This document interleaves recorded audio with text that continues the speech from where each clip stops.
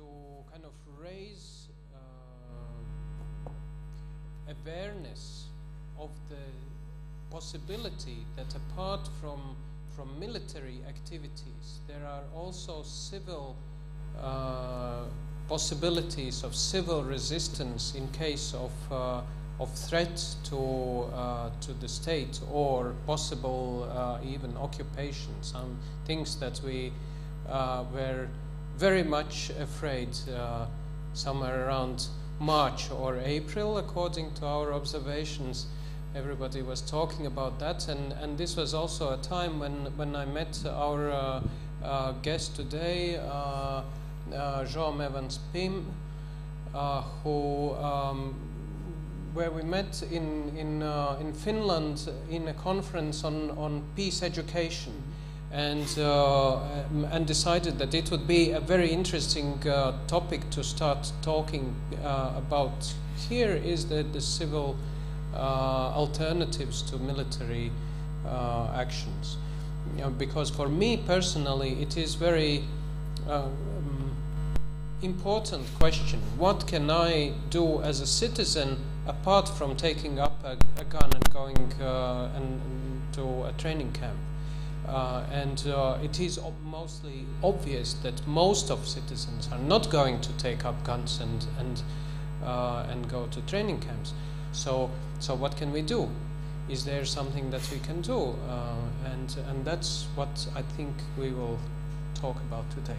So the procedure will be that first Joam will tell about 20 minutes about some introduction, and then we will have a kind of roundtable discussion. We express our opinions on the topic, and the roundtable participants are Jānis Bērziņš, who is director of the Center for Security and Strategic Research, National Defense Academy. It's no surprise that I couldn't pronounce that properly. And Sergei Kruk is professor here at Rīgas Stradiņa University, but also here in a capacity of one of these people who took active participation in the civil resistance during Putsch of 1991. Yes. And one of the organizers of the underground radio station, and so yes. Okay. How should we do this? If you want to stand up, you can take this mic or sit there, or you can go out there. That would be a bit more. And would you like to make any announcement on the seminar idea, or? I already discussed, told that. So you should switch on. Or if it's more convenient, I guess. Okay. So I'll just really do a short provocation, because some of the concepts on what civil defense is and the methods and the specific tactics that have been developed over the past decades will actually be something that we will be going into more detail during the seminar, and so this is more a bit of a provocation. So I won't really be defining what civilian-based defense is. It's also called in some literature social defense, nonviolence resistance, defense by nonviolent resistance. So there's different terms, but basically we're talking about alternatives to military defense, which are based on a very different component, as we will see. And I'm really humbled and to a certain point also scared or frightened to be doing this presentation here, because in my view the Baltics, and especially Latvia and Lithuania, are to civilian-based defense, which is basically an application of the theory of nonviolent action, what India would be to nonviolence in terms of national liberation, or what the the US southern states like Alabama would be to the use of nonviolence in a civil rights campaign. And I think our colleague here will also maybe illustrate that. And it's surprising to say this because this morning I had the opportunity to visit the Occupation Museum, the War Museum, and there's actually no reference to this, while it's actually a very important part of I understand, the history of the country, or it should be understood as also as a matter of pride.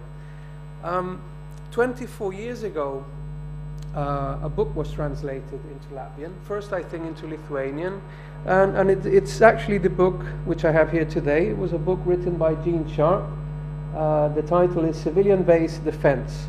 The book actually doesn't have new ideas. The ideas within the book have been brought forward over the past few decades, since the late 60s, especially in the 70s, and is basically a reader on the tactics and the ideas behind and the strategy behind non-military or post-military weapon systems. The book was published by Princeton University in 1919, and it made its way here. So the question actually remains, how important was the theory and the strategy of nonviolent action in the events that took place here and in other places of the world during that period. In 1992, the Lithuanian defense minister stated that this book, its Lithuanian translation, served as a basis for much of the planning of the events that had taken place over the past year and a half before that. And it was distributed among government officials and many institutions in the society. But however, it might have been important for how those events that you're all much better familiarized with than I am, for that, taking that into account, the question remains, how important or how relevant was it, and how did it influence the post-independence defense planning? Of course, this book was introduced at the defense ministry's level, but what we saw in the decade after is that not much really happened. There was an interesting start, and for example, in Latvia, I found a reference that in June 1991, the Latvian Supreme Council had voted to establish a Center for Nonviolent Resistance that had published pamphlets with summarizing many of these ideas. Those pamphlets were distributed among social institutions, individuals, government officials. A year after, in the summer of 1992, already with independence having been established, there was an international conference in Vilnius with defense ministry representatives from Latvia, Lithuania, Estonia, and Sweden on focusing specifically on how civilian-based defense would be incorporated in the defense planning of those newly independent countries, and in the case of Sweden, how it would be continued to be developed. Out of that conference came a resolution that was proposing a Baltic civilian-based defense mutual aid treaty. And after that, civilian-based defense went back into darkness. So, except for some developments that I think are mostly on the paper, such as the inclusion of civilian resistance in some of the Lithuanian defense planning, the creation, I think in 2001, in Lithuania, of a civil resistance training center, at least in the legal framework for it. But I'm not sure if there was actually any follow-up on that. Maybe our colleagues will have more of an idea. And in any case, we see a vacuum on discussions on this topic over the time afterwards. At the beginning of the 90s, there was a lot of hope that with the fall of the Iron Curtain, there would be significant opportunities for civilian-based defense to actually be pursued. But however, this didn't happen. Recently in Latvia, and as these were some of the conversations we had last March, there was discussions about expanding the military, either reintroducing conscription or incrementing the defense budget, which I understand is currently around 1% of the GDP, around 300 million. There's also been a significant increase of arms trade in the case of Latvia, and it went from 1.3 million at the beginning of the year 2000 and to up to 7.3 million now.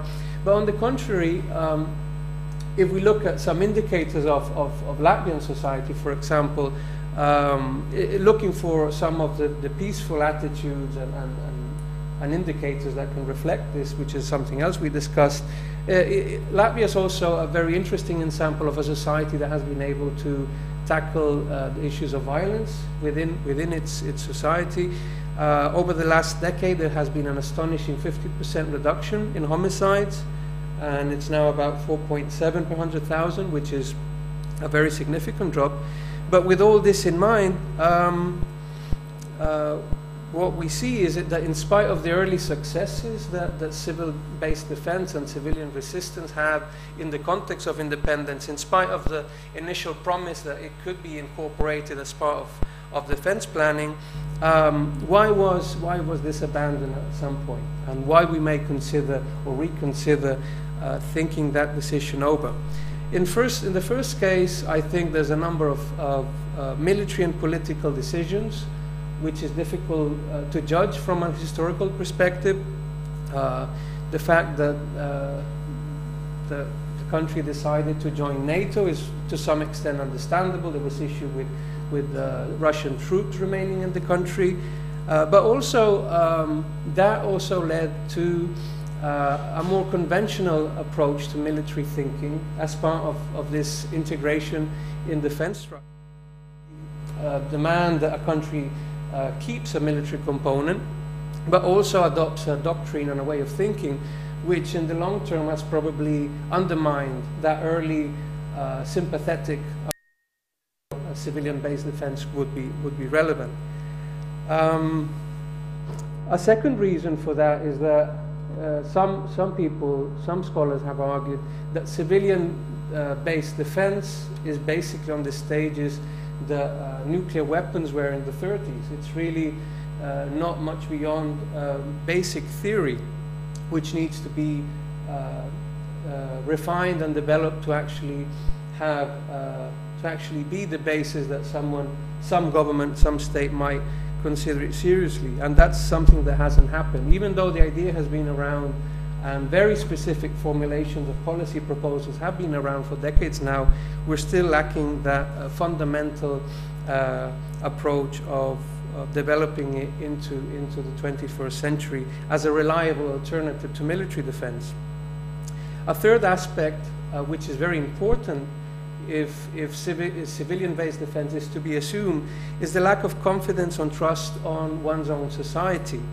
Non-violence as a set of tactics, as a weapon if you want, is also a tool that can be used against one's own, the government that proposes it. It can be used against corporations, it can be used against other interests. So to some extent it might be that the internal contradictions that some of the societies have could have generated fears on the readiness of the societies to take on this alternative system. In any case, in the 21st century, where we are now, there are some important reasons for us to maybe reconsider the use of the possible use of civilian-based defense. One first reason, which probably many of you will agree, is the continuing failure of conventional military defense to actually achieve some of its manifested goals. Either if we're looking at regional military powers in the Middle East or in Northern Africa, there are the attempts in recent years to actually use their conventional military to put down threats of external aggression or internal aggression have in many cases failed. There's a book that was edited by some Cambridge scholars on the topology of covert conflict, and one of the findings, although not in any way related to the kind of alternative defense strategies that we will be discussing today, argue that the best, in the confrontation between hierarchical models or hierarchical opponents, as conventional military systems are, it's actually decentralized, what some scholars have called rhizome structures, that actually are more capable of confronting those threats. So to some extent, is the kind of military defense, the credibility of the kind of defense that is being put up by many of our countries, is it really able to cope with some of the new security threats that we see today? Some of these aspects are also related to the essential differences between military defense and civilian-based defense. Military defense has a strong emphasis on the defense of a territory, the defense of sovereignty as something which is embodied in the state, while civilian-based defense is very much focused on the defense of the society, its institutions, its way of life. So that's why in some cases the term social defense has been largely used. In many cases, although this is a simplification and many other things have to be taken into account, military defense has basically two options. Also as a deterrent. One is surrender and the other one is retaliation, making the other suffer more than one suffers. But in the case of civilian-based defense, it's the ability of a society continuously reject, to confront through non-cooperation, through resistance, through interventions, the will of any opponent to impose their own order, their own political or economic structures. Finally, it's the issue of hierarchy that is the main characteristic of conventional military approaches versus the more decentralized and the dispersed character of civilian-based defense. A second reason to reconsider the possibilities of civilian-based defense is some of the recent studies that have been conducted in the field. While over the past 30 or 40 years, many of these studies have relied mostly on historical examples, on more theorizations, we were actually lacking the empirical data that could demonstrate the effectiveness, the comparative effectiveness of nonviolent action versus violent action. And the data for that comparison actually came very recently on a book that you might heard of by Erica Chenoweth, which is called Why Civil Resistance Works, and we'll be talking more about that in the seminar. But some of the key findings that she put forward is that, and I'll just tell you a bit about that study, which compared violent campaigns and non-violent campaigns between 1900 and 2010.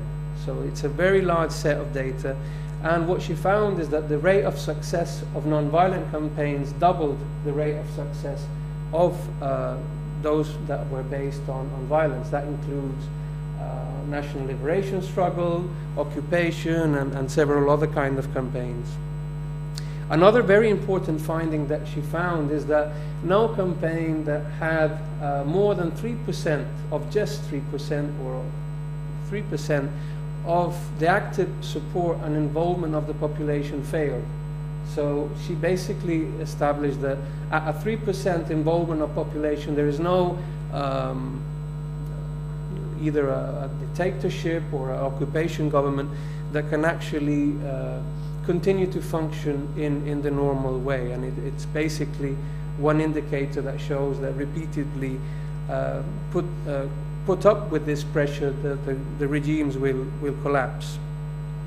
A third reason for us to consider or reconsider civilian-based defense is the rapidly changing security environment, which at this point we see that will be very much conditioned by a number of really civilizational level issues that sometimes we're also failing to address as a society, not only in terms of defense, but also in terms of how our own societies are able to put up with these major challenges.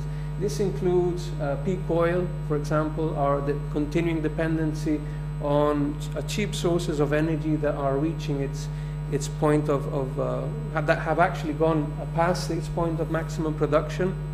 issues related to climate change, and issues related to the decline of the nation state as a model of political organization, which is a much deeper discussion, but I think it's also relevant to what we're talking today.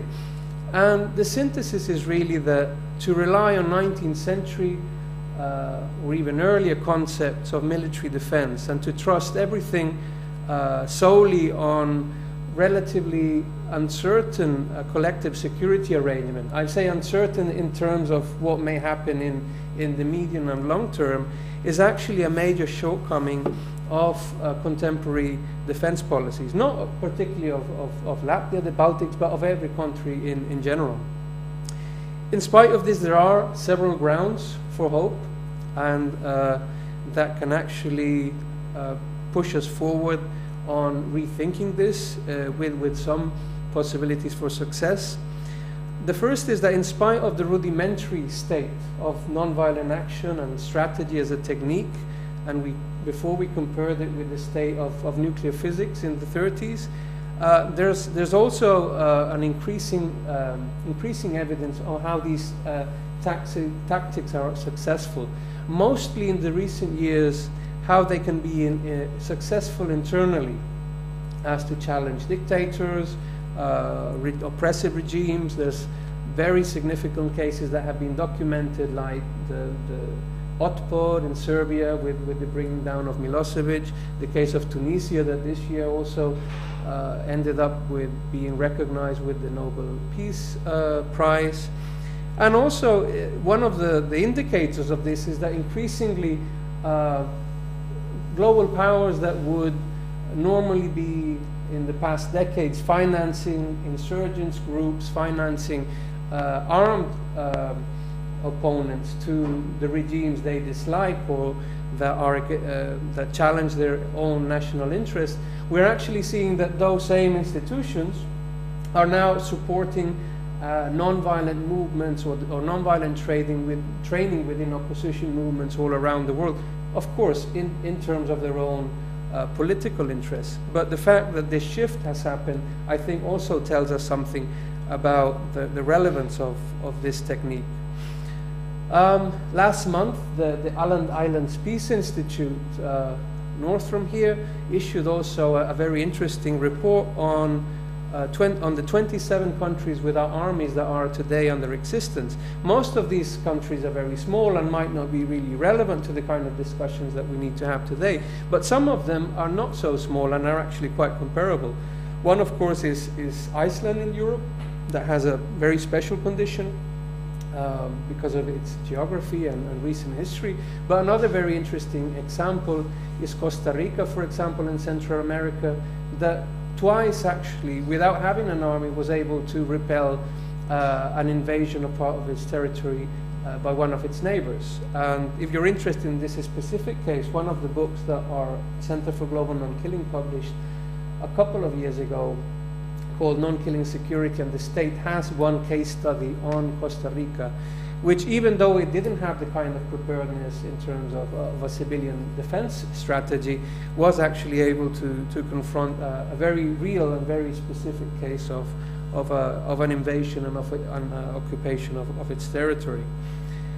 A third ground for confidence on the possibilities of developing civilian-based defense is that while one of the characteristics or one of the defining principles of the nation state is its monopoly over lethal force, its monopoly over violence, in the case of non-violent, which is as we will see, a weapon that can be actually compared, there is no such monopoly.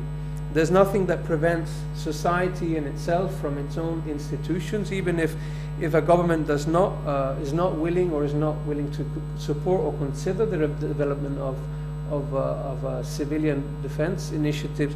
It's something that can actually be grown and promoted from within. And there are some examples of this being done, particularly in Germany with the German Federation for Social Defense, that even though it's not very active at this point, was actually quite active and quite successful in the 80s. Now this kind of social civil society movement to promote this idea would have to focus on issues like research and training, bringing up what we already know about nonviolent action and how it can be used for these purposes, but also to further development, and especially to adapt them to the very specific circumstances that every country and every specific time will have. Such a movement or such an organization should also promote advocacy of this idea, both among national institutions and international.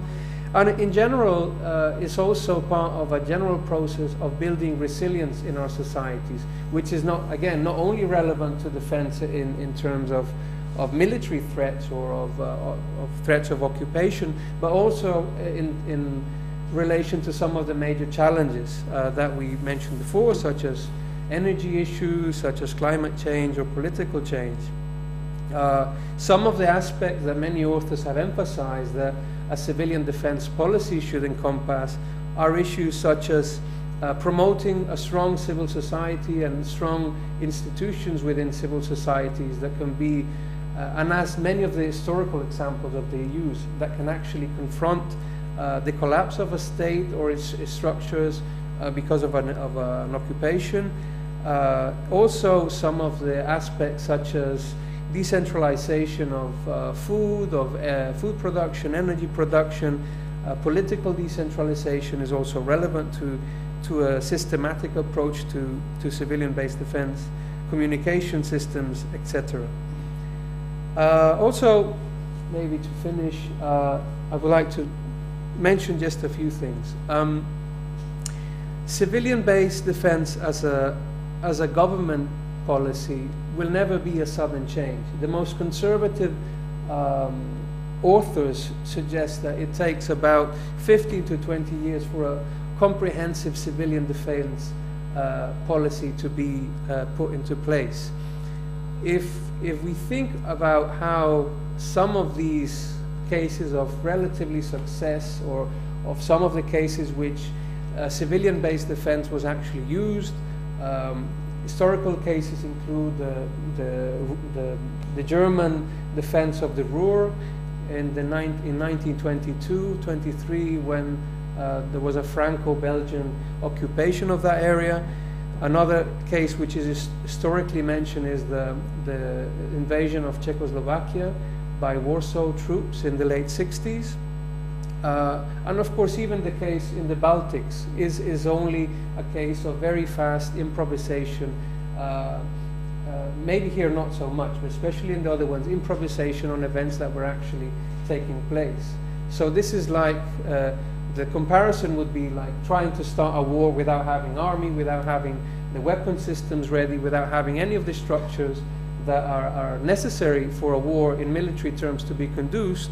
When we're thinking of doing it with this different set of weapons, with the weapon system that civilian-based defense represents, also requires an equivalent amount of effort, of training, preparation to be done. And this if done as an improvisation, will almost certainly lead to failure. So that's actually something also to take into account, considering some of the early successes that the strategy has over the past few decades. Another point that we have to, so anyway, the point on the first issue is that any transition towards seriously incorporating civilian-based defense as part of either a component or the major aspect of a country's defense policy should be a gradual process. So we're not suggesting, nobody is suggesting that an army should be disbanded or unilateral immediate disarmament should be done. This doesn't also mean that existing military alliances must be renounced. And in fact, one of the points that many scholars have argued is that the current military structure, could actually have a very important role in developing civilian-based defense if they are able to shift some of the strategic thinking that has conditioned the traditional refusal to consider this as a realistic option. But if we look beyond that, many of the common requirements that are common to military ethos and the ethos that would be required in civilian-based defense. We're talking about intense preparation, discipline, willing to sacrifice, are actually commonalities and not points of departure. Also, in the long term, if civilian-based defense was established as the major defense policy of a state or a series of states, we're not talking about disarmament. Authors have always emphasized that this is transarmament. We're actually shifting one weapon system which in the current circumstances may not be the most appropriate into a very different weapon systems, but it doesn't mean that we are disarming. But having said this, there's also something that must be clarified, and many of the authors that discuss this make that point.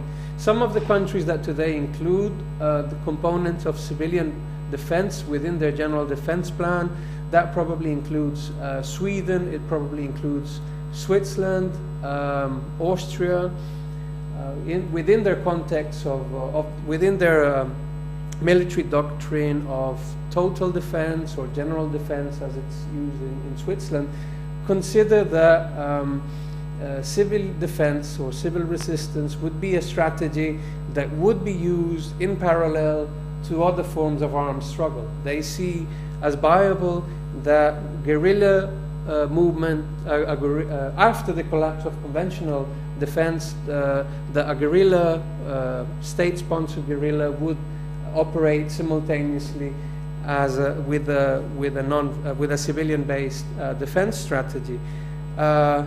This is probably a misunderstanding on how these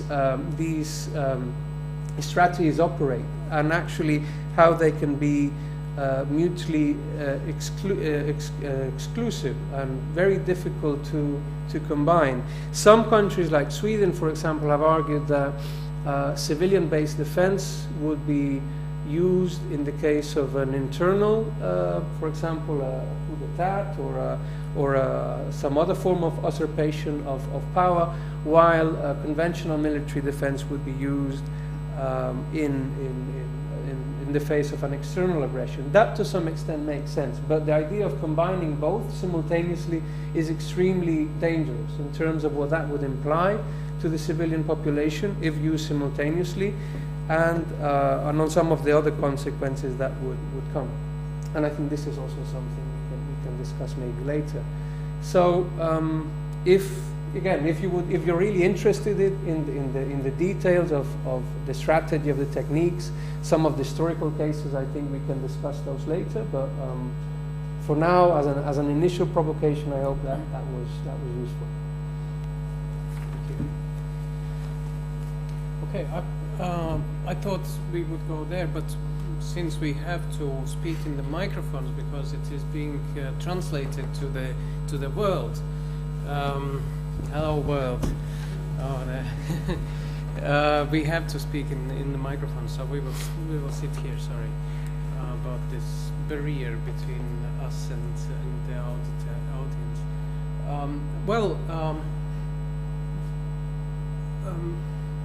Sergey, you were participating in some of these events that students of non-violence are referring to as kind of classic.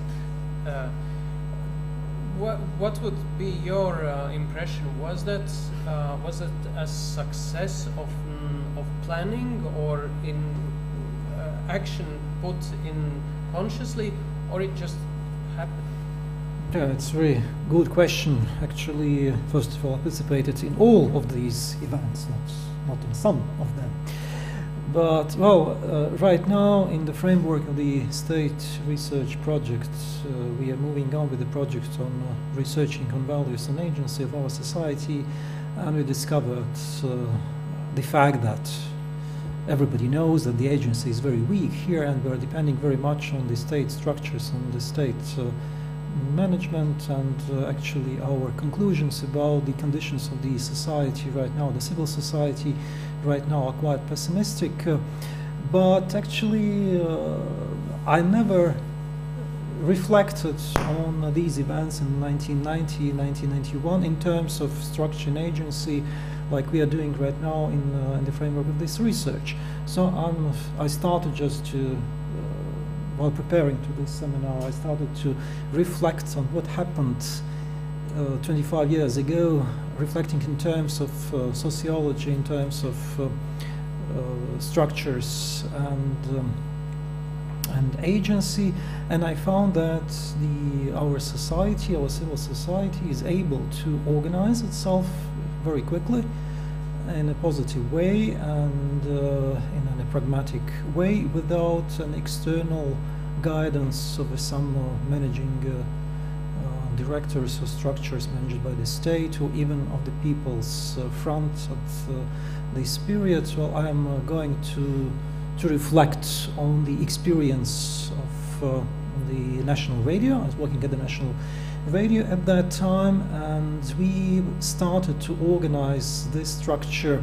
Well, it was not quite improvisation in this sense, because we started the preparations for, as we called it, our some months before, already in 1991, and actually when it happened in January 1991 we were already prepared. We had a network of communications, we had distributed our tasks, we knew what we were supposed to do, how to use communication channels. Remember, we didn't have internet at that time still, and the creation of this rhizomatic communication structure beforehand was extremely important. So we had this structure created before, without interference even the People's Front. It was 100% self-organization of the civil society in the national radio. It was not even the state or those factions of the parliament, pro-independence factions, who governed, who gave us financial resources. We used internal resources of the radio. Now it's quite ridiculous to see how for 1 year already we cannot take a decision on broadcasting in Russian language. We took this decision very quickly, and it took just 1 month and a half to start broadcasting in Russian on the national radio. And now this program created in October, actually, 1990, we just recently celebrated 25th anniversary of this program. It has grown up in the fourth channel of the Latvian radio, which broadcasts today 24 hours. And the beginning of this program is just self-organization of the civil society at the national radio. We used internal human resources, we used internal financial and technical resources. We demanded nothing from the state, from the official leaders of the People's Front. As you see now, today, with such a civil initiative, the result is just zero for a year. So then, of course, the beginning of these turbulence in January 91 created, of course, also problems for us, for journalists, and we improvised during first, I don't remember, 2, 3, 4 days, but very quickly we again managed to organize ourselves and to create a provisional structure for continuing our information policy in the future. And meanwhile, we were preparing to complication of these political landscape, which actually happened in August 1991, the coup d'etat attempted in Moscow, and we've been prepared even for such events. I mean, the occupation of the radio and television station, which took place early in the morning on 20th of August. Then we had prepared already the clandestine radio station, which also needed a very long and careful structural preparation from the technical point of view, from organizational, finding people, communication channels, who is supposed to do what during these for these broadcasts from the clandestine radio station. And it was done again without any interference of the leaders of the People's Front. I think that even they didn't know about what was going on in this respect. And civil society structures are usually excluded if you follow the state policy, government policy documents on in integration policy and civil society policy. The civil society is usually excluded from taking decisions on political, on sensitive questions, and usually between the lines you read, or not even between the lines, but it's expressis verbis, it's expressed in those documents that the civil society cannot move ahead without a strong management by politicians, by the state officials, by the resources distributed by the state. Thank you. Quite kind of gloomy outlook for today, but I wanted to ask Jānis, how from your as a defense researcher, how do you see the situation now? Well, I won't focus necessarily on the situation now. I have many comments. Yes, you are on welcome. The issues Yes. he raised, and the first thing I'd like to say is that yes, this sort of social-based defense or civilian-based defense is important. There is no doubt about that. But I have a concern, which is that there are limits, and people supporting this idea must understand the limitations, the tactical and the strategic limitations of these actions. And the first one is, João mentioned that military tactics and means from the 19th and 18th century, and this is a huge methodological mistake because the German Blitzkrieg, we're talking about like the Second World War, is innovation, but even if we talk of nowadays, the way of conducting warfare is completely different than conducting warfare in the 19th century. Because if you reduce military action, just you have like an arm on one side, the arm on the other side, and now we shoot one another. So warfare, the last time this happened was in 1973. This doesn't happen anymore, and therefore, of course, the civilian component of resistance is of extreme importance. But you need to understand what your opponent wants, what are the tactics it's using, and so on. Because let me give you, let's talk about Costa Rica, and I suppose you're talking about Costa Rica and Nicaragua, right? So Costa Rica and Nicaragua was more or less like this. A politician from Nicaragua, okay, this is one of the versions. He was conducting a drug dealing in the territory in a territory he believed it was part of Nicaragua, but it was part of Costa Rica because he checked Google Maps, and Google Maps was wrong. And in reality, both countries asked for international arbitrage. Costa Rica asked for the organization of the OEA, and Nicaragua asked for I don't remember, but another international organizations. The maximum military action was that Costa Rica sent 60 policemen to the border, and Nicaragua sent 50 soldiers to the region, and ended like this. Now, let's make an exercise. Imagine if we were talking about two countries escalating until you have real military forces on the ground prepared to shoot.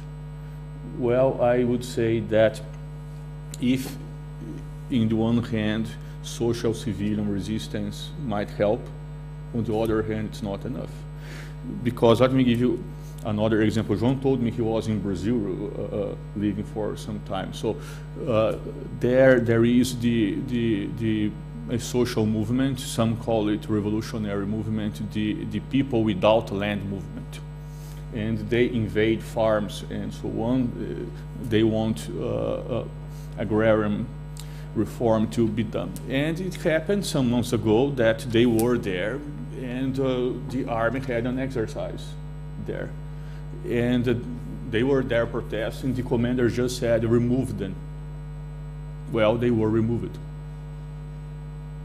That's it. So, also, for example, we can say, but Crimea, for example.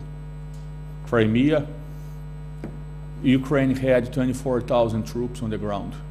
They had 40 MiGs. They really had strong military capacity to militarily, to at least in the first week before the Russians had deployed real forces, military force, they could have engaged in military defense. They didn't, but why? Because basically, let's be frank, because Western politicians told Ukraine, don't do nothing because we are going to cope with Russia and so on. There is so civilian resistance in this case solely. I don't think it would be enough. Now you have one example of, for example, of Denmark during the Second World War, using bureaucracy to not cope with German orders and so on. Well, until this is a very good story because the Germans didn't lose patience. Because if they had lose patience, remove these guys, put our guys, arrest them, send to camps, kill them, whatever, that's it. So my question is that, my point is that social and civilian resistance, it is important. What intelligence shows, for example, in eastern Ukraine is that yes, indeed, the Russian operation was facilitated because people there was neutral, or Ukraine or Russia, that's wherever, and this makes a huge difference. In Crimea, it was similar. So this makes a difference, but to expect that even in terms of what people are calling wrongly hybrid warfare, but in reality it is, I prefer, as the Russians call it, new generation warfare. Even new generation warfare, you have violence. And I think the main question is that there are levels of violence the civilian society and civilian resistance not able to cope with. You need regular forces. Of course, like I wrote about the 8 phases of new generation warfare, you have the first 4 phases are not military. And in reality, the military campaign later is constructed on the basis of these previous 4 phases. And the point is that if you have a strong civil society with strong non-governmental institutions, with strong democratic institutions and so on, following the way warfare is conducted nowadays, it is difficult to go to real military conflict unless the tactical objective is really occupation and annexation. But in this case, then there is nothing very much that's non-organized, like not non-organized, non-military or non-violent, non-violent resistance can do. And what I tell Professor Hurtke is that in 1991, I was living in Brazil. We had very few news what was happening in Latvia, but every time news of resistance that you were doing here in Latvia, we were thrilled, and we were all time saying, we won't go there, we have to go there, but we couldn't. Well, I just, before we open the floor, I wanted to reply briefly to Jānis's what you said, with again going back to 1991, there was just the plan of civil defense, civil resistance, but there was no plan of military resistance. Why? Because we didn't have a an army and tanks, right? There were the other guys. They did have it. And they didn't use it properly. Yeah, they didn't. Yes, yeah, that's true. But of course, the situation that you're speaking about is when the army or military they are determined, or if we have an army that we can put against. Well, what is my concern is, let's assume, well, NATO reassures us everything is going to be okay. Always there is still a possibility that not everything goes according to the plan. So what do we do the next day if, say, one morning we wake up and there are Russian helicopters that are just around the corner here in Riga? Fair, and, okay. I'm worried about the possibility that we just carry on our daily lives. The regime changed and everybody is kind of, okay, what can we do? We cannot do anything unless we have a plan. Of course there is a threat. Okay, let me put it this way. Let me start saying this, that if NATO as deterrence won't work, NATO has failed, because NATO first objective is deterrence. It's not going to war, but it is deterrence. Now, let's move further. Supposing there is an attack, I won't discuss now that the NATO doing nothing is quite improbable, because, to be frank, and let me make a disclaimer here, I didn't make before. What I'm saying now, it is my personal opinion, and this doesn't reflect the position of the Minister of Defense or the Armed Forces and so on. I'm here in total private capacity. Now, well, if I was General Bridilov, I would write a letter of appreciation to Putin, because we were discussing before what is going to be of NATO after Afghanistan, and Putin just revived NATO. So all guys in NATO, they are extremely happy. Okay, not happy. Happy is not really the word, but they are like, well, now we have again a yes, and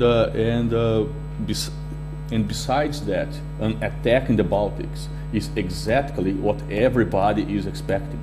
And if I was General Gerasimov, who I consider is extremely capable and intelligent, I would never attack the Baltics in the same way we attacked Ukraine, because everybody is expecting that. And I am sure they are very capable and very creative to think in something else. But again, it depends on the tactical objective. Now, but okay, let's suppose that NATO didn't work, and then you have helicopters and so on. Well, again, the question is, we needed to define, I think, before discuss these issues, what could be Russia's tactical objective. Because if you read the Russian military literature, they are not discussing, they never discussed it recently, invading and annexing the Baltic states. Because at the end of the day, look, and everybody, practically everybody knows Clausewitz's quote that war is a continuation of politics by other means. Well, yes, but if you read the rest of the paragraph Clausewitz was writing, he was saying that the war is used to achieve political objectives that otherwise you couldn't. So you force the other, let's say, partner to cope with your needs or wants. Therefore, I think that what is necessary, in my opinion, is to try to figure out what are Russia's objectives towards the Baltics and Latvia. and then especially Latvia, and then to discuss this sort of resistance. Because in my opinion is that if you're talking about what society can do when helicopters are flying, when you have troops on the ground ready to kill, I don't think it is very much. Because then it is, in military terms, a commander just will say, neutralize them. That's the word, neutralize. And people will be neutralized wherever this means. And won't be very, let's say, beautiful to see. Of course, I'm supposing non-violent resistance. I'm not moving. Oh, okay. Move, for example. Yeah? So, and then, again, of course, if the country is occupied and annexed again, well, the question is, in what extent people will be wanting to go against the regime? Because look, in modern warfare nowadays, one of the key words is legitimization. So the armed forces engage in information operations, psychological operations, and so on, not in the country to be attacked, to legitimize its own political objectives, then in the international arena. So let me give you an example. We're talking about insurgents in the Middle East, for example, terrorists and so on. But this is our media, right? Because in the 1990s, in the beginning, do you remember that movie Rainbow Tree? Yeah, Rainbow goes to Afghanistan. And he's like, there are some guys there and fighting against communism. And these guys, they are called, if I remember correctly, the Knights of Freedom, something like that. These guys, Taliban, Mullah Omar, Bin Laden, and so on. But they are the freedom fighters, something like that. Now, you see, it is a matter of rhetoric. And if you really go deep, I'm not going to discuss these things, but if you really go deep into psyops and infops, the effect of a very well coordinated and professional, really, campaign to convince people that your own government is wrong, that your own country is a failure, for example, and so on, might also neutralize this sort of defense, because people will just be not wanting to defend the country. And in Latvia, our own research then, we've been conducting research at the National Defense Academy, and basically the idea is we don't research patriotism. We don't think it's a correct analytical category. We research loyalty. And so we used Hirschman framework of exit, voice, and loyalty, and we developed it to try to understand. You read you're reading the not yet. Okay, you have the executive summary in English. Now, the thing is, if the exit, if the level of exit is too high, so people might just don't be willing to do non-violent resistance, and this then might be a problem, because the enemy the enemy or the attacker was able to legitimize its own objectives, tactical objectives here, and then you neutralize the sort of non-violent resistance, which by all means I think it is necessary. And basically I agree with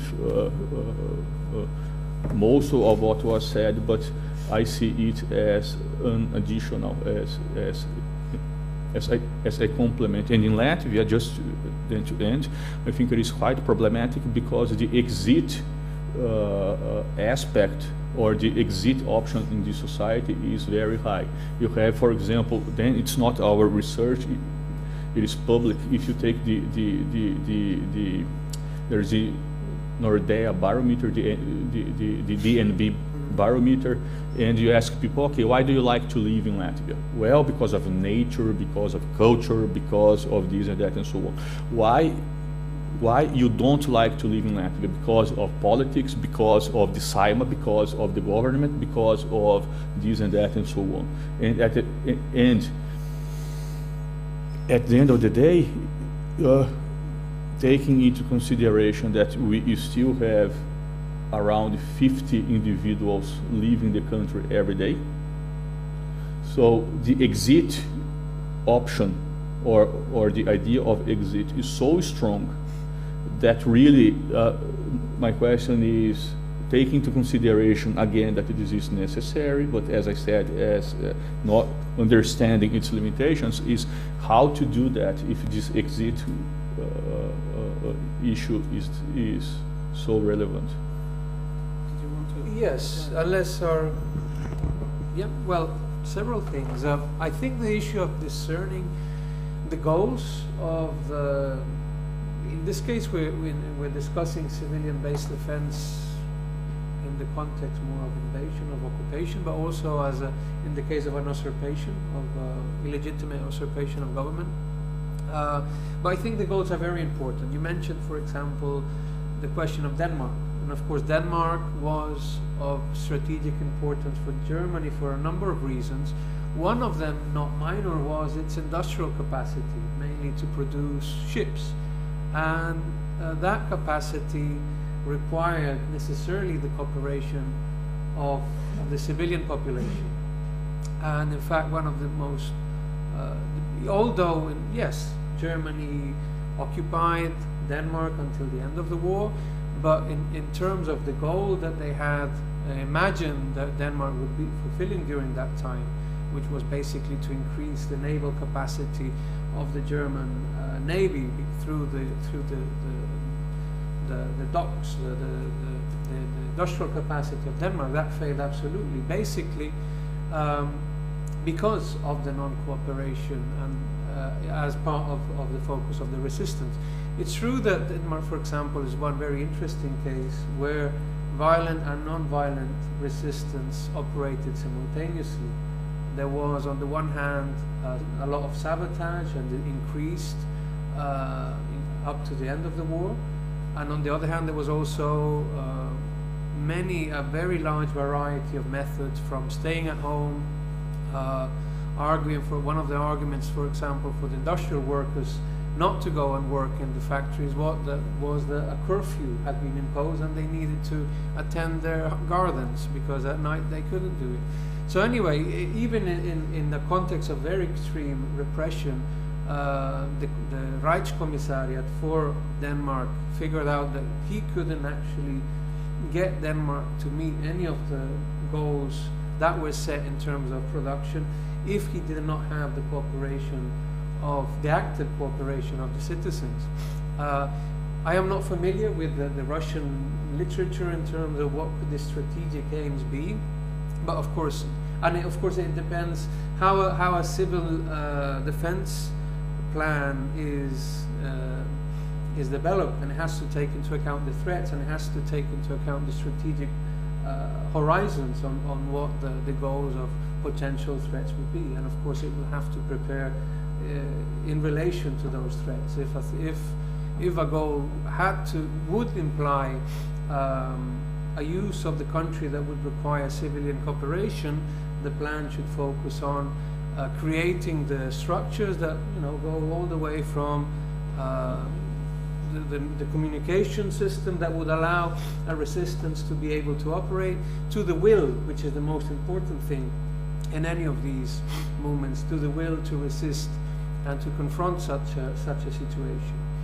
And of course, some of the things you're saying in terms of the situation in Latvia are also to some extent self-defeating from a military sense. And I think both, even if we're thinking from a strictly military perspective, I think an approach that takes the civilian component seriously needs to address these issues first of all, regardless of what our strategy would be. But without a cohesive civil society that is active, that is willing to to put up resistance against any of these circumstances. There's nothing to do that we can do either from a military perspective or a civilian-based perspective. So I guess that's also a common ground that we might agree that needs further development. Did you want to comment something or question? Do we need microphone? We need, yeah? Yes.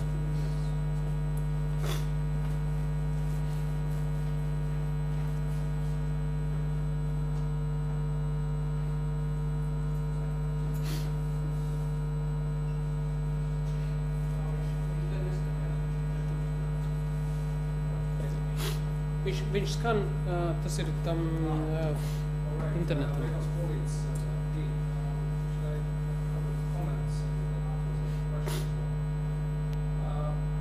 Speaking about the non-violent resistance, I think the key word is really the will to fight. You were elaborating those lines quite well. We speak of Latin society, the lack of this will to resist. I think there are two major reasons. One is, which was also Sergei's referring to, this is the relations between civil society and the government parliament political parties, and here we are dealing with particular case of the Latvian version of Catch-22, where political parties are minuscule pressure groups, cannot be considered as political parties in the West European or Western or industrial Western sense. So therefore they are not wished to join them. At the same time there is a blame. For example, the most vivid case is that just week after elections there are 24 or almost 30% of the population who don't know who to vote for anymore, so they lost already the credibility. And the second question, the second reason is the media environment, which is a very particular one if we compare even with our homologues in Lithuania and Estonia. And at the same time, listening to these problems which Sergei was telling, I mean, obviously there are problems, but at the same time, looking at it from the parliamentary perspective, what I see is that there is obviously there are decision makers, there are decisions made about certain assignments of money for the non-governmental sector. Some demands are met, some are not, but I wouldn't put it in such a stark contrast as you're saying that there are them and there are someone else. Just today we had a meeting in demands committee where there were representatives from the emergency services. They have prepared a special manual about 20 pages long about what to do in case of war of emergency. So it's the joint work of emergency services and also the border guards and others, which they explain if the war happens, what is there, what you should do, what you should prepare, and so on. So in about amount of 1,125,000 booklets will be made, will be distributed all around Latvia. Everyone will be informed. So in this sense, this is done. People will know whether helicopters will fly. Also, if we speak about helicopters, I think it will be, there will be a nice targets toward the air defense systems to test them on, which is part of defense plan, which is obviously secret information. Most of here, the people here are not privy to that, so which is pretty understandable as well. So I wouldn't see the problem. But I have a question actually, because listening to the case of Baltic states, the Indian Mr. Gandhi's civil resistance movement, the Costa Rican case, they all happened prior the invention of internet. So internet era has changed the media consumption, the media usage, and also media distribution. So therefore I would like to hear answer of Sergei, because and also other panelists, because if we speak about the information distribution, the one thing is, where do you get your information? And in case of emergency now, I'm pretty sure that most of the internet will disappear, so we will be blank. And now when most of the young generation are used to sitting in internet and getting it through your iPhone, what happens? Are they knowledgeable enough to get additional information from radio, from somewhere else? Is there any possibility that there will be civil society able to revert back to the media usage of late 80s? I have no answer to this question. So, and basically what I see today, I think it's not so much about civil resistance. Civil resistance will come up even in the situation as in Latvia today. We see enormous influx of members into the National Guard. We see people talking about these issues. There are camps saying, no, I will pack my car and draw to the west of the continent. There are some will say, no, I will go and to the forest and fight and so on. So I'm pretty optimistic about civil society. I mean, same as in the 80s, it happened, and there is no way for government to organize it, because civil society has to organize itself by definition. But I have these questions, and I hope you can answer about the possibility to revert back to the old ways of media consumption.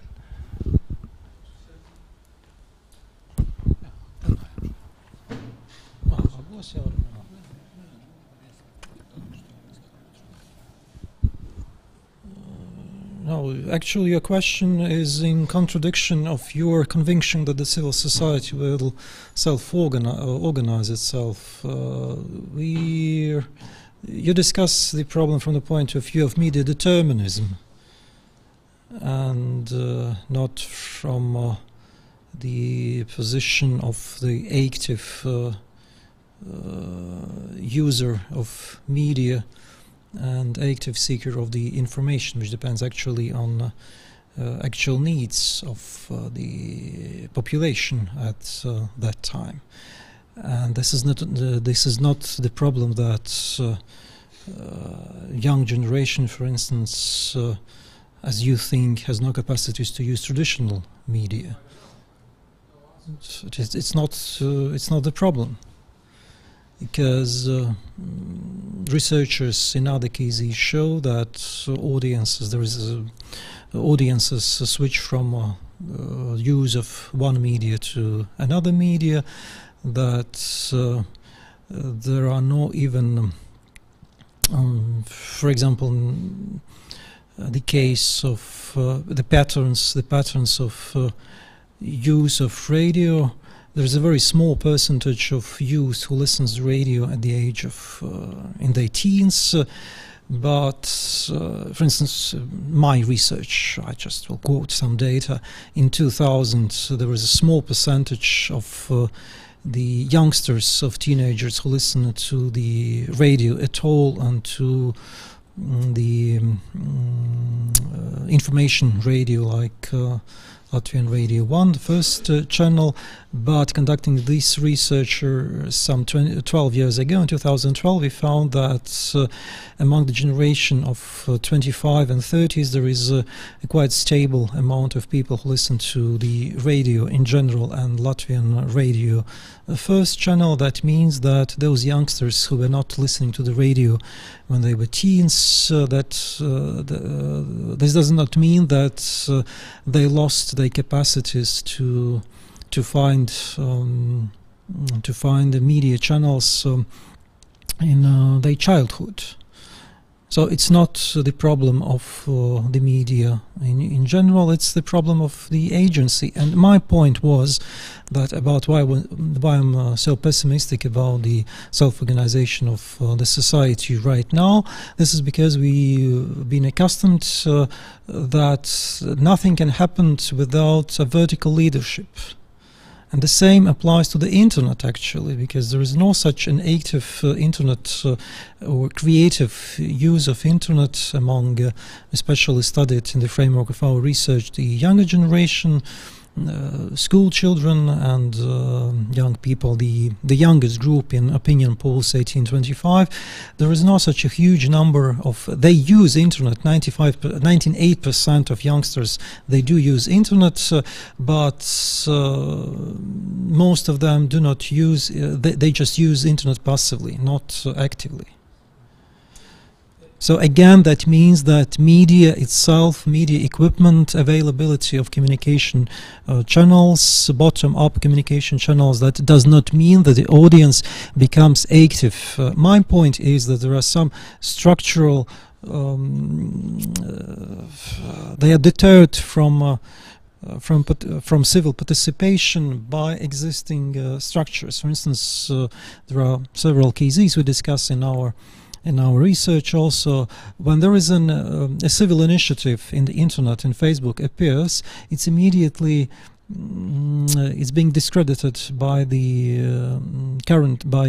mainstream media. Usually you'll find references to the police in alert, police being driven to the place of this meeting or picket to prevent a priori some disorders. So this is the point, that the balance between there was a Maxima case in November, when was not Maxima, 2013. The pickets against this construction company, for instance.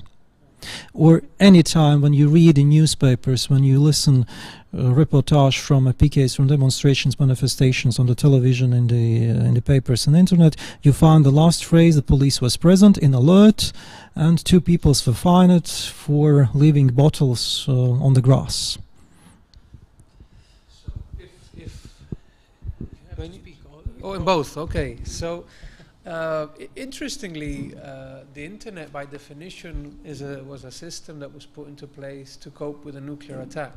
So by its inherent definition, is actually, rather than revert to earlier traditional media, is actually, if it was prepared and designed as part of a civil defense system, it could be developed into a system which is highly decentralized, and in which basically every user could actually become a more or less independent broadcaster, a server on its own. So it actually has the potential to be a network of communication which would be very much difficult to suppress than previous media. Another comment is that it's interesting that when we think of civilian possibilities to confront a invasion, for example, we're thinking of 2 things. So one is going into the forests and taking up a weapon, and the other one is going on the direction of the nearest EU border and leaving that way. If we look at, for example, the Swiss concept of total defense, in which more or less the equivalent of the National Guard has an assault rifle in every home, we have to think of the other option. What would be the option in which civilians that do not have that assault rifle in their home can actually do a significant role, which doesn't imply going into the forests or leaving the country, and that role is what civilian-based defense proposes. But if we're serious about it, it's impossible that we're saying that this is going to happen spontaneously. This would require at least the same amount of training and preparation that the reserves in Switzerland have. So you have to understand nonviolent action as an equivalent to an assault rifle, which requires an equivalent amount of training, and in the context of civilian defense organization, the equivalent structure and organization and preparation that a military defense system requires. So we would have to think, and this is something why, even though military thinking says it's important, it's not being given an equivalent amount of preparation, of resources, of thinking, of planning that would need if it was to be considered seriously. I have a comment. 2 in reality.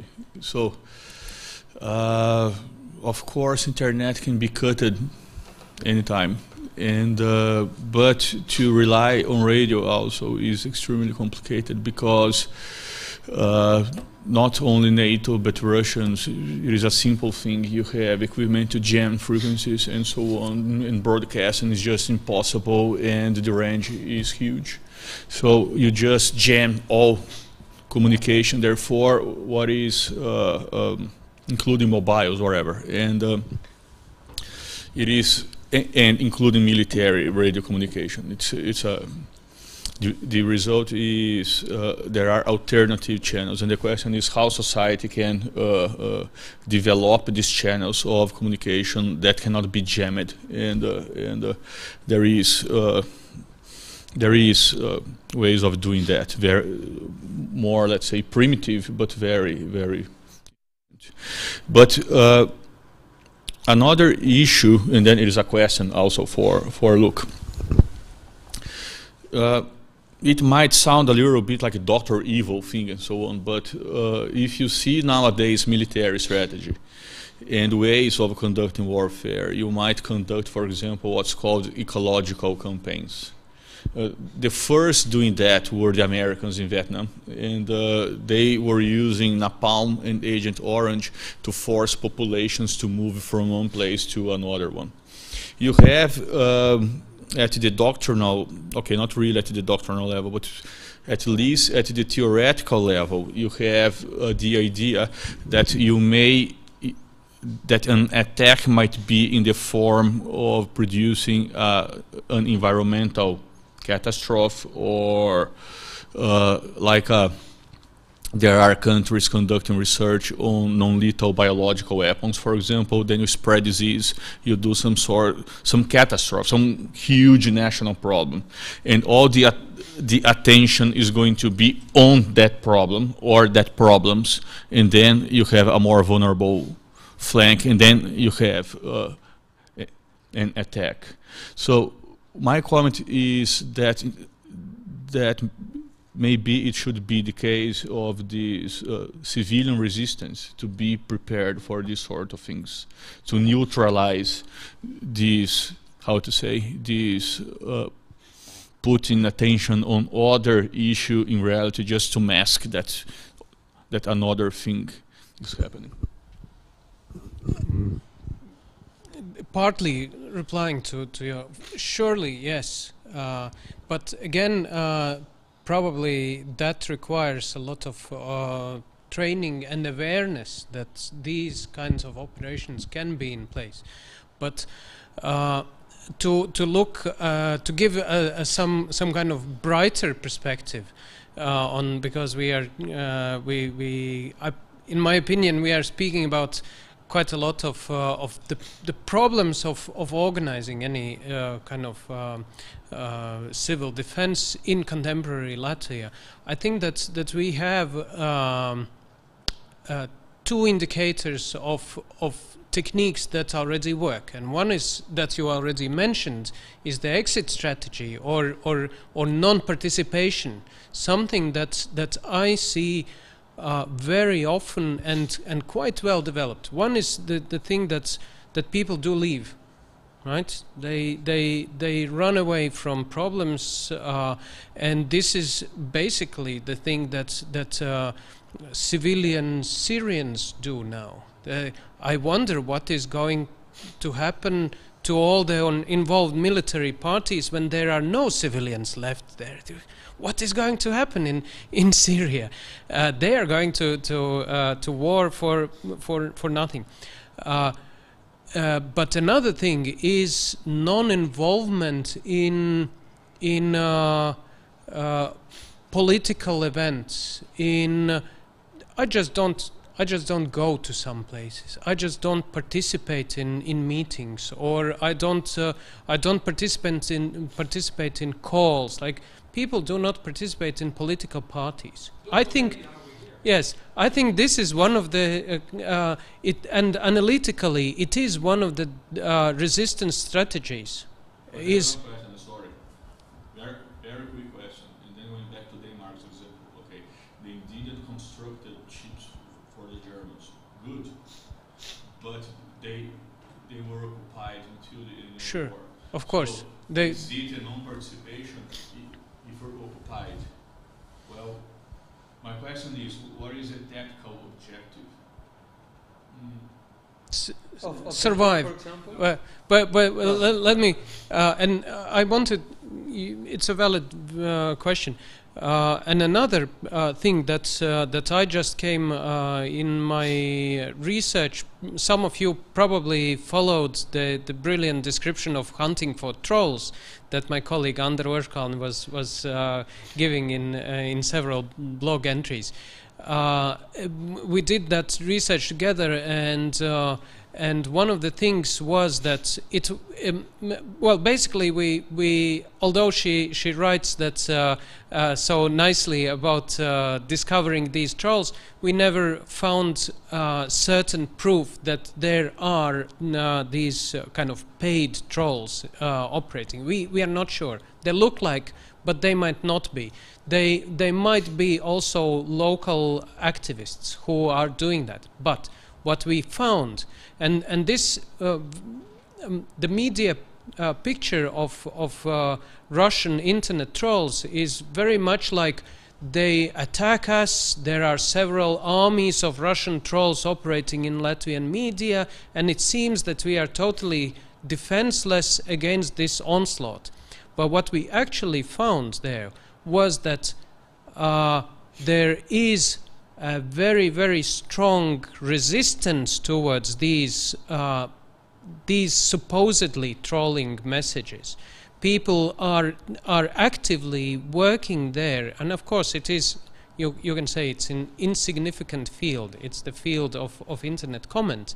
But there are people who take it seriously, and I have met them who say, this is my involvement in the state democracy. I work in the field of internet comments. And what they do is they dislike it, they fight against, they argue against, and when I compared, there was just one small group of comments which were posted. The same comments were copy-paste posted from different IP addresses, and we thought these might be coming from the internet troll factories.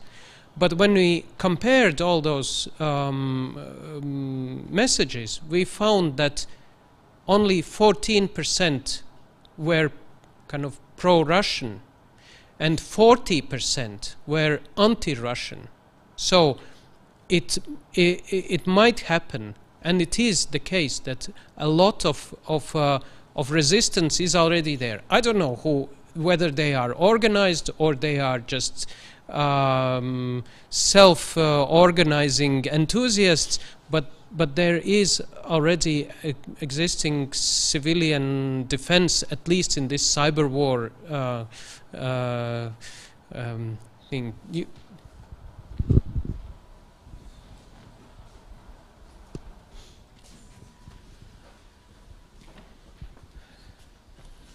I'm Norman Kozlovs from Communication Department. Referring to Sergei's told case of this civil disobedience, the question about enthusiasm.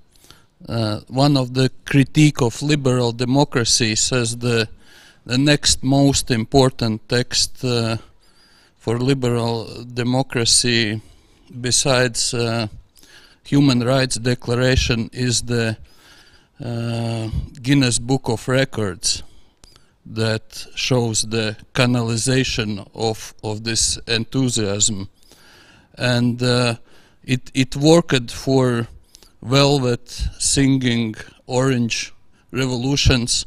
The most freedom of speech I ever seen is in nowadays Belarus, where people are living with political ideas, all sort of newspapers and political visions are there.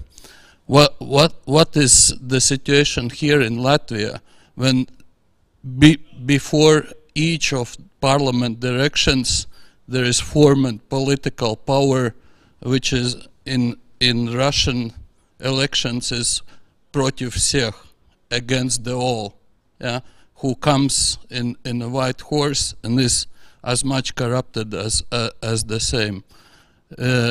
Will there be, and the Crimea case, Krim Nash, it happens simply because Putin offered bigger pensions for the citizens. What will happen here if the bigger pensions will be promised?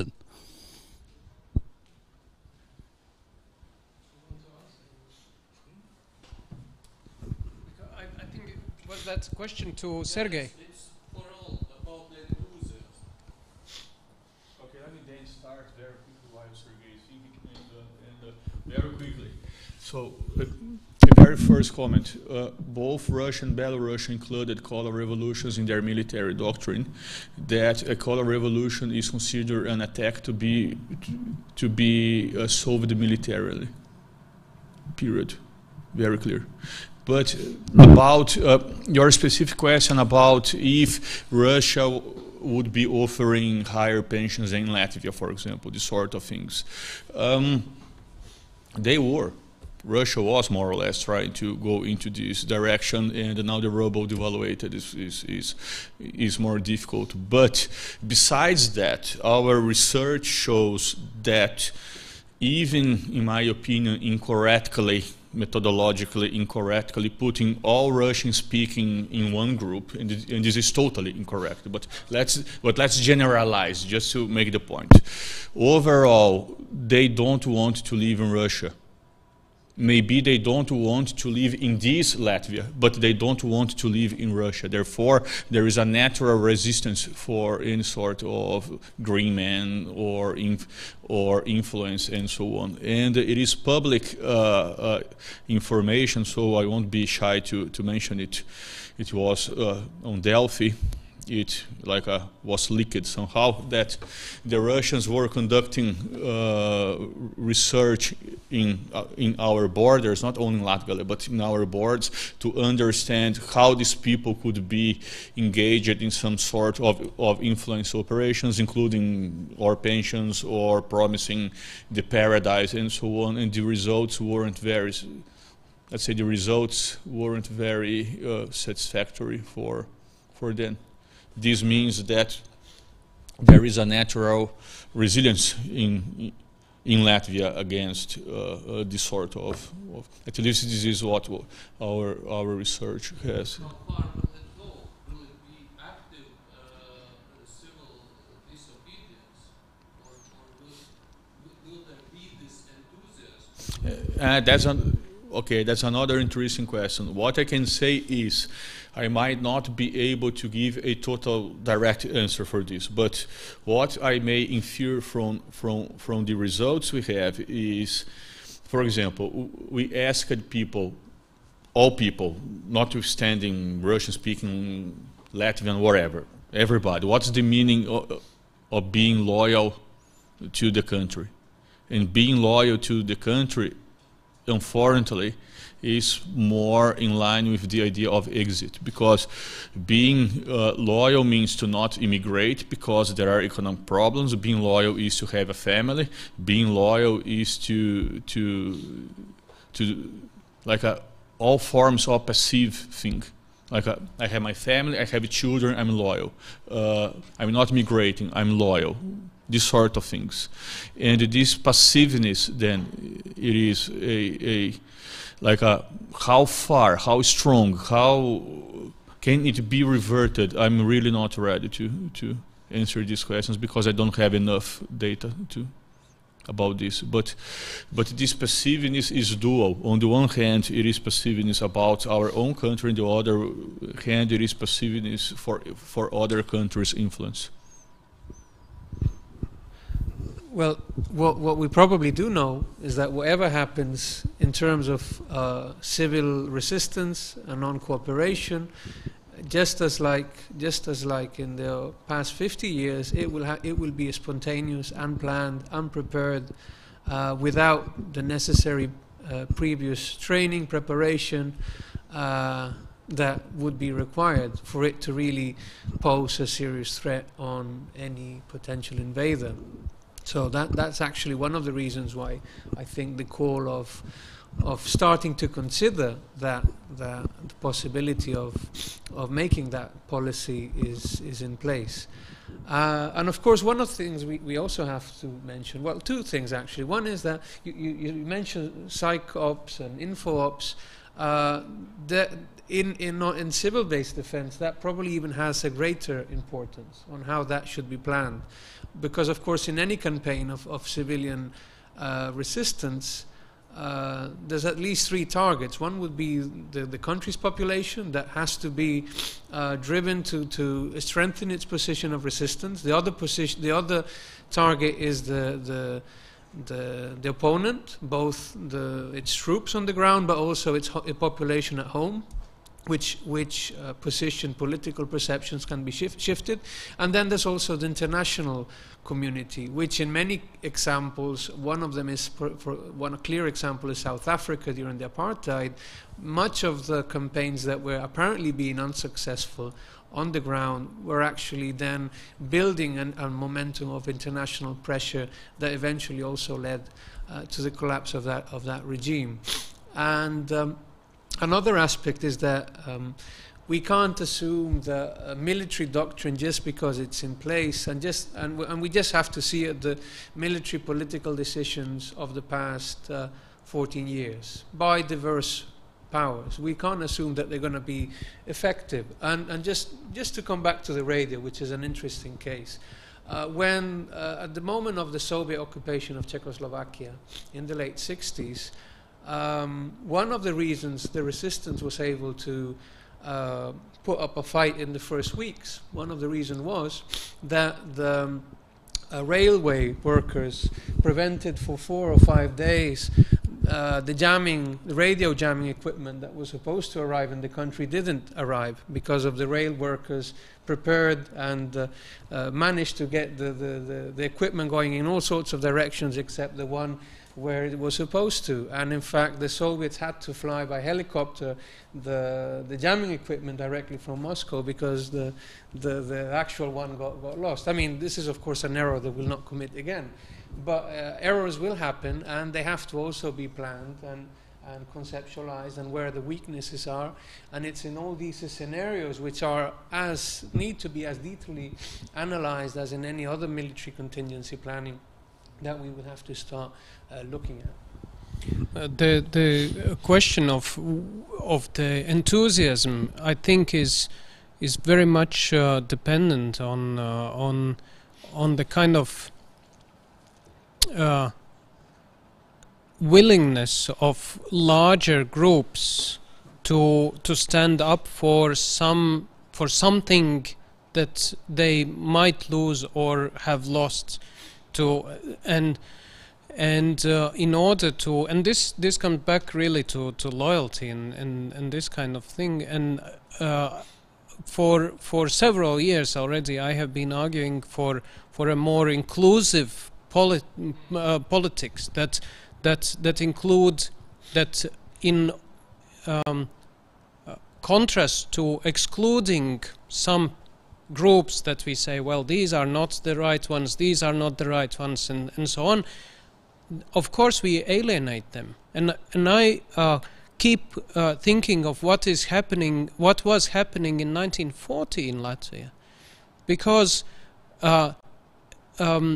apart from that story that we know and that is retold all the time, is another story of those local Latvians who were unsatisfied with Ulmanis regime.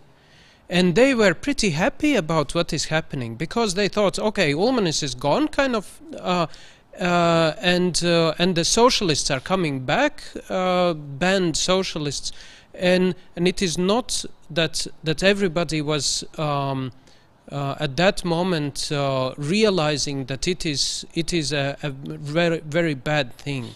So, and partly it was due to this alienating policy that Ulmanis took, saying, well, there are good guys and bad guys, and this is a threat, really. This fragmentation of society.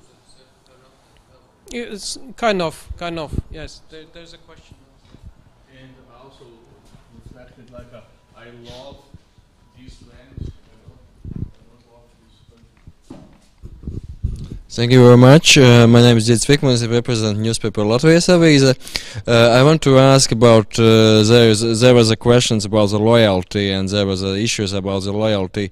You expressed also the issue about the cohesion and When we look at nowadays Latvian society and its structure, I mean broadly the ethnical structure, which sometimes from the economists is those scenarios.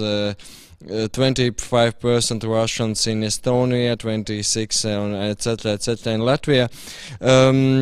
Does this reflects this mood reflects readiness to stand for the country and also to build this civil resistance systems? Because also I might think that there's also the situation with okay, Sergei, in your times, 90s, I remember the 2000s when you wrote articles about the passive society. Can you also firstly comment about this Russian issue, which is also broadly mentioned not only in Latvian media but also on the international outlets? But could you comment also about the readiness of society to participate in civic initiatives, civic actions, and so on? Yes, that's my question in two parts. Thank you very much. Sergejs.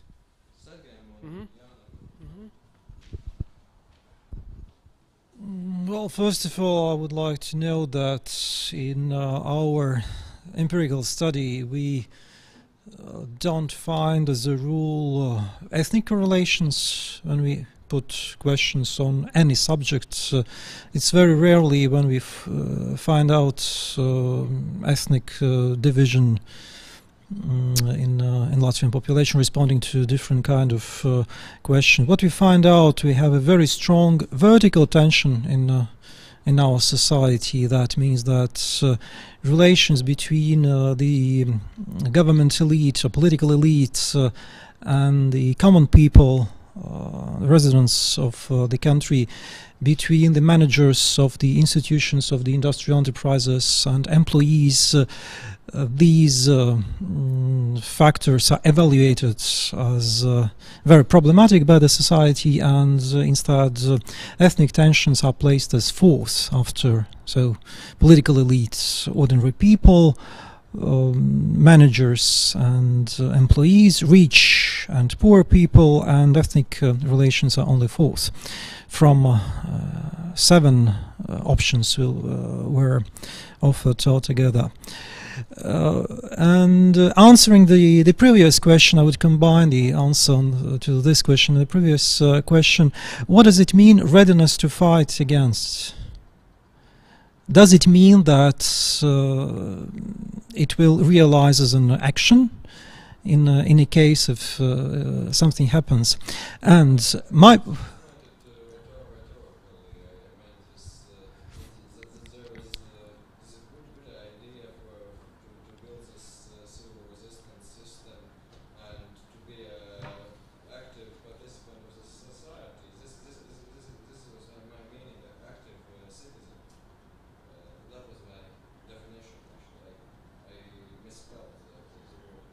yeah, okay. So about this civic activism and passivism, what our research says that the landscape for our society is that we lack horizontal relations and horizontal communication, with vertical communication dominating in the society, and analyzing, for instance, tactics employed by individuals during the crisis. They usually had resort to individual tactics. They did not rely to public actions, to common actions, collective actions with other people, using media, creating a new political agenda, offering an alternative political agenda to the agenda of the political elite of the government. So there is a very weak horizontal relations. We do not know about others, about our neighbors, what they are going to do in the case if something happens. Okay, in the opinion polls they say that they are large patriots and they will do everything to defend their country, but still we don't believe it.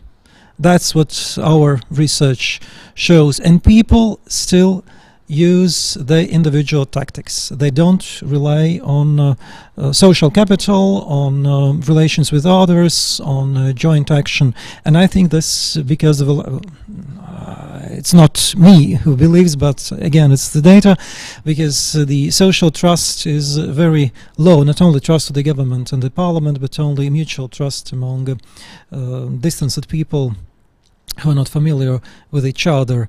And people mostly trust to their families, to relatives, to themselves. And that means that, answering your question, that, Norman's question about, yes, you have your pension promised, but you don't know about the actual realization of the patriotism of my neighbors. So is it a solution to a joint action against, or a private action accepting increase in my pension, since we lack trust in our neighbors, the collective action is disabled, and we are facing in this case a prisoner's dilemma. And because of lack of horizontal communication, and horizontal communication is because the civil initiative was discouraged during the last 25 years by the government. The government did not see the place for the civil society in the politics. Well, start with a short methodological comment that I don't think the notion of being patriot or not is adequate, because if you ask anyone, are you a patriot, the answer is yes, I am, because to say no, I'm not a patriot, there is a huge social negative connotation. So wherever, are you a patriot? Yes, I am. And that's it. So you have too much noise in your research. That's why we were researching loyalty instead of being patriot. But if you change the word then from loyal to patriot, I think that Sergei has a very good point. And because one thing is, and the problem with research is that, like, to try to find out, to try to understand people is extremely difficult, because people might answer one thing, but in reality they think another one. And in case there is concrete action, they are going to do something completely different that this individual might not even know he would react in this way. So therefore, I think, look, what I can say is that our research that we're going to make public soon is our own research is we try to identify social groups in Latvia that might be, I don't want to use the word risky, but that could be, let's say, more problematic or more difficult. Let's put it this way.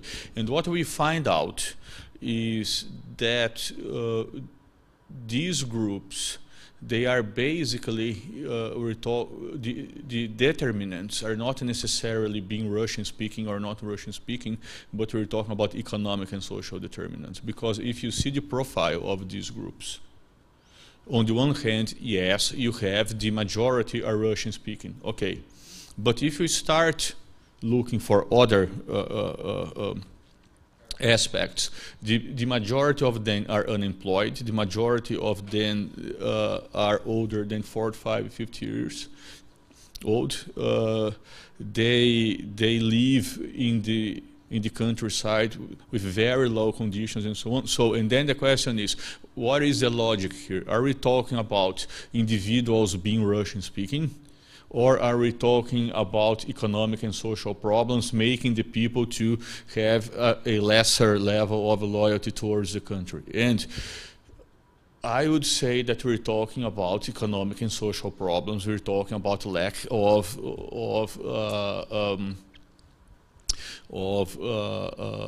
confidence in the country and in the government and so on. But of course, it is a very long debate why these people turn to be in the situation they are right now. But the fact is that there is a lesser that this relationship being Russian speaking and not being loyal is not necessarily true. Instead of that, there are these economic and social factors. And then it is a very good question, of course, how these people might react to. But for this, really, I'm not prepared to give an answer, because one form of exit, and this is my own theoretical development, it is because Hirschman, he went so far as discussing immigration. But I say there is another form of exit, and there is not physical exit. Let's say the individual is living here in this country, but it is exit from everything else, from cultural life, from political life, from everything. He lives isolated from the country and creates his own, let's say, let's not call it reality, but it's he lives detached in a parallel virtual reality, call it as you want, yeah. Parallel universe, whatever. So these people, I think the question is in what extent these people might be influenced, and then in what extent some sort of influence operation, for example, increasing pensions or trying to convince that country A or B or C or political system or economic system is the best, is paradise and full of opportunities for these people to be again employed, to be normal citizens, wherever. The question is how attractive and is this in relation to the reality they face, and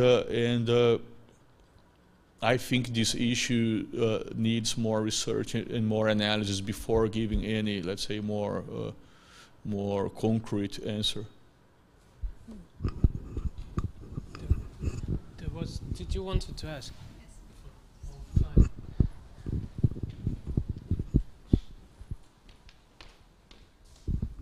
Thank you. My name is Krista Petersson. I represent a civic organization here working in the field of climate change. And there were some concerns that were somehow raised by this interpretation of civic, or being civic, or somehow civil nowadays. And I think that at least in climate change risk management, it's obvious that civic defense or civil defense must be as much institutionalized as military. So we're not talking about different people, we're talking about different stately practices. But and then what is important, how do we avoid social disparities? And at the beginning it was I was very happy to hear a very good presentation by a state official. Thank you for that. That gave a good feeling. But later on, when the concept of loyalty was invoked, it is scary, because then we are talking about the same power structures that already operate in our society, that are based on some economic choices that are very often economically and ecologically scary. And if we still reproduce this one strong man fighting down everybody who doesn't have a family, so I think that here we must separate this military thinking and civic living, and do not please reproduce the same type of fighting. Think again, and thank you very much. Yeah. So I would really think that these identities, what we could have a society that are very various, and then to think vulnerability again would help us not forget what is a man without a stick. Yeah. That was not a question, huh? A comment. Yes? Actually, the discussion gave me some other thoughts, and actually also some clarifications to the previous statements. while speaking about the non-action, or actually comparing it between the exit strategy or taking your gun and going into the forest, I think there is the group of the society, or the civil society, is more heterogeneous, and as lady just here said, that there are many answers, and what you were saying, that actually in Swiss example, that there is actually preparation for that, and this is what she was actually alluding, if I understood it correctly, that actually even in a civic action you also have to work it from the government point of view, so in order to prepare for the Our X, as it was in the late 80s, early 90s case. And this case, it's been uphill struggle that we just last week, months ago, finally Ministry of Economics prepared the mobilization plan, which includes the civic chapter in there. So what do we do exactly, at what hour, which businesses do what, where, and how. So basically this plan finally, after the 5 years of mulling it through the corridors of ministries and the parliament, have finally reached the parliament, so finally we're discussing it. But there is another example, and another example is, for example, what I see in my own Salaspils, and I've heard around Riga actually, and here I think the problem is, which you've been outlining quite perfectly, particularly Jan is saying that there is problem between those who are not so well off, and then there are people who are quite well off. Around Riga, what I see in Salaspils, what I heard from Daugmale and Mārupa and Garkalna is that, for example, we neighbors get together and we have so-called neighborly guards. It means we tell to each and every neighbor saying that if we leave somewhere away, so please look after my house, so in case something, you know whom you call. So this is pretty widespread practice, so it works already.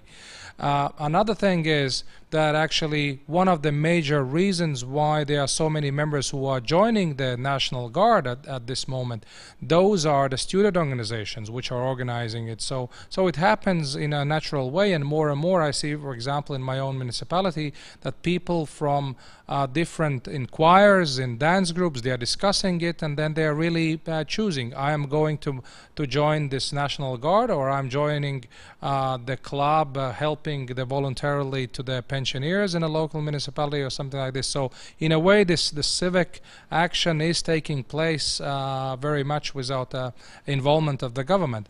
However, there is one interesting thing what Sergei was telling about the too much emphasis on the vertical state structures, that this is really causing a backlash. In the same meeting we had today, and I asked the emergency services when they were outlining the plan, which, as I was mentioning before, there was also a discussion about the general status of the emergency services and the firefighters, and I asked, so is there any kind of movement, as it is in neighboring Lithuania and Estonia, that there is voluntary firefighters, for example? And he openly said this is the biggest problem in Latvia, that in many cases we could solve this problem, but there is no even wish for a voluntary action, because one thing is there are not enough men of such a capacity that they are very bluntly saying that they are drunkards and not even having a license, so they cannot drive a fire truck. And very often it's because of the over faulty regional development policy, which has been ongoing and dragged.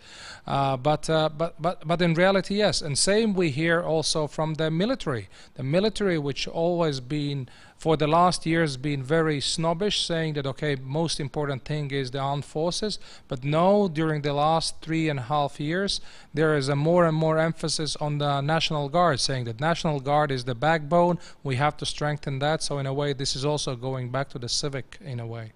That's the comment. Thank you. I think we will have to take this as the last question, because we have been talking for 2 hours and we have to move on. Yes. If I may pose a question to the key speaker, do you not see the danger in propagating non-violent resistance as an alternative to military resistance, especially considering that in this country only recently the decision was made to raise military expenditure to the NATO 2% minimum, thus giving the false impression that a cheap, cheerful and peaceful alternative exists? Thank you. Okay, so first, I don't civilian-based defense plan would be necessarily much cheaper than a fully fledged military defense. Having said that, I think it's clear that every proponent of civilian-based defense argues that this has to be a gradual process of building capacities of a civilian defense component, not that one will take over the other in any unilateral form without changes happening in the larger environment, including the regional environment, etc. Having said that, I don't think it's by any way disarming or decreasing the capacities of a country to defend itself. On the contrary, and we have many historical examples of countries with equivalent armies, as Latvia has today, and equivalent threats of not actually firing a shot when an invasion took place. And those same countries then had to face an absolutely unstructured defense by civilian means, which was not ready, which didn't have any sort of capacity, but that actually in some cases did present very interesting results in the short, medium or long term. As you know, in most places where civilian-based defense, and I have to insist, the fact that civilians are involved in certain issues that are regarding emergencies or war planning or whatever doesn't mean that is civilian defense, right? As thought of a strategy equivalent to a military weapon system. Most countries, and we were using the Swiss example, but we could use the Swedish example equivalently. They include both in the doctrine and some of the planning the fact of civilian resistance being a complementary aspect to military defense.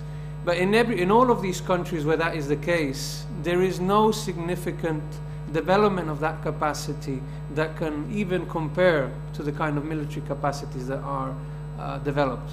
In Switzerland, you know the extent of a militia system that the country has, of people having, the reserves having their assault rifle at home. There is no equivalent of that in terms of planning and preparation for civilian resistance. Now, even if one acknowledges the fact that the use of military defense and civilian-based defense simultaneously is extremely risky and problematic and even strategically counterproductive, that doesn't mean that theoretically and practically a country can have both systems in place and eventually one could replace another one if one of them fails. Although that is very problematic, and I think if we actually have time in the seminar we will discuss that in greater detail. But I think it's also best that it's problematic, that the current situation where it's not there at all, right? Where what we have, even in the countries that, Lithuania is one example, since the late 90s, in their military doctrine they've included civilian resistance as a component. But it's only in a piece of paper. It's also mentioned in the national security law, but it has no actual meaning in terms of political planning on a scale that is really significant, on a scale that is really necessary for, if anything was to happen, that people would actually be prepared for it. There's nothing like that anywhere in the world, unfortunately.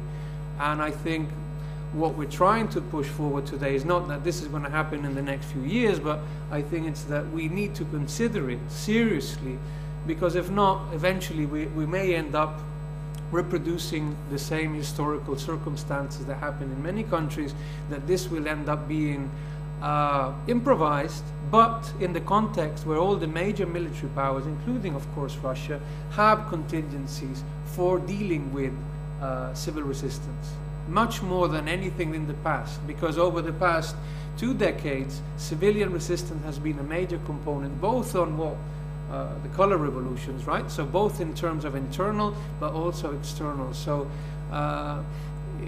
it's difficult for it to actually work if it's not developed to a stages that it's able to at least match the countermeasures that military establishments have been envisioning and designing over the past 2 decades. So the more time we lose not engaging in this is actually time that is being lost in a preparation that will require a very long period of time for it to be effective.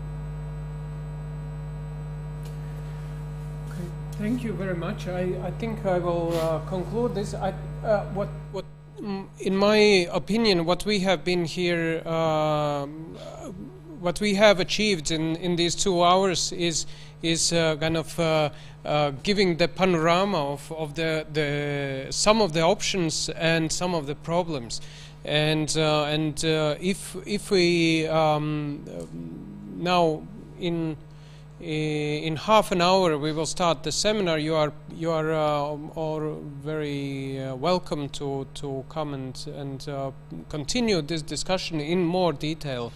And of course, if you don't, please spread the word that at least think about what we as a civil society can do and how to do it better. Okay, thank you very much.